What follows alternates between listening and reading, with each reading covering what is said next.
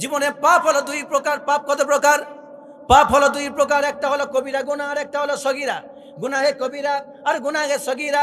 কেউ যদি সগীরা গুনাহ করে, আপনি যখন ওযু করতে যাবেন, ওযু করার সাথে সাথে নবীজি বলেছেন ওযুর পানিগুলি যখন তোমার অঙ্গ প্রত্যঙ্গকে ধৌত করবে, হাত যখন ধৌত করবে, হাত ধোয়ার সাথে সাথে হাতের যত সগীরা গুনাহ ছিল সব পানির সাথে ধুয়ে মুছে সাফ হয়ে যাবে। অজুর পানি যখন তুমি মুখে দেবে, মুখে দেওয়ার সাথে সাথে অজুর পানির সাথে সাথে তোমার মুখের দ্বারা, চোখের দ্বারা যত সগীরা গুনাহ হয়েছিল সব সগীরা গুনাহগুলো রব্বুল আলামিন ধুয়ে সাফ করে দেবেন। তুমি যখন পা ধৌত করবে, পায়ের দ্বারা যত সগীরা গুনাহ হয়েছিল সব আল্লাহ রব্বুল আলামিন ধুয়ে মুছে সাফ করে দিবেন। মাথা যখন মাসায় করবা, চিন্তা ভাবনার দ্বারা যত তোমার সগীরা গুনাহ হয়েছিল সব সগীরা গুনাহগুলি মাফ করে দিবেন। এমনি করে যখন নামাজ আদায় করবা, এক সপ্তাহ থেকে আরেক সপ্তাহ পর্যন্ত সমস্ত সগীরা গুনাহ আল্লাহ পাক মাফ করে দিবেন। তুমি যখন রোজা রাখবে, এক রমাদান থেকে আরেক রমাদান পর্যন্ত যত সগীরা গুনাহ হবে সব সগীরা গুনাহ রব্বুল আলামিন মাফ করে দিবেন।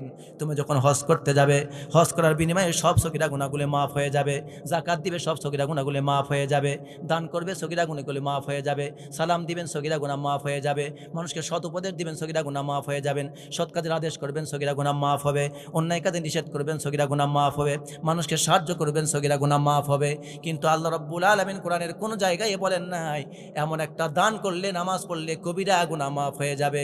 বরং যত জায়গায় কবিরা গুনার কথা বলা হয়েছে, সগীরা গুনাহ ভালো আমলের দ্বারা মাফ হয়, কিন্তু কবিরা গুনাহ তওবা ছাড়া মাফ হয় না।